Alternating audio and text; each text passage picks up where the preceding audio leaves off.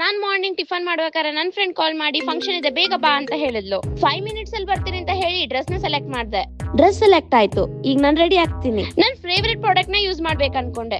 ಅಯ್ಯೋ ಪ್ರಾಡಕ್ಟ್ ಕಾಣಿಸ್ತಿಲ್ಲ, ಎಲ್ಲೋ ಇತ್ತಪ್ಪ ಇದು. ಕೇಳೋಣ ಇರು. ಬೇಬಿ ನನ್ ಪ್ರಾಡಕ್ಟ್ ನೋಡ್ದಾ? ನಾನು ನೋಡಿಲ್ಲ. ಇಲ್ವಾ? ಮತ್ತೆ ಎಲ್ಲೋಯ್ತು? ಈ ಪ್ರಾಡಕ್ಟ್ ಹುಡ್ತಿರೋದು ಇದು ನನ್ನ ರೂಮ್ ಅಲ್ಲಿ ಇತ್ತು. ನಿಮ್ ರೂಮ್ ಅಲ್ಲಿ ಹೇಗ್ ಬಂದಿದ್ದು? ಇದು ನಾನು ಯೂಸ್ ಮಾಡ್ತಾ ಇದ್ದೀನಿ ಯಾಕೆಂದ್ರೆ ನನ್ನ ನೆಕ್ ಡಾರ್ಕ್ ಆಗಿದೆ. ಹೌದಾ, ಸರಿ ಇಲ್ಲಿ ಕೊಡಿ ಇದು. ಅದಕ್ಕೆ ನನ್ ಪ್ರಾಡಕ್ಟ್ ಇಷ್ಟು ಬೇಗ ಖಾಲಿ ಆಗ್ತಿದೆ.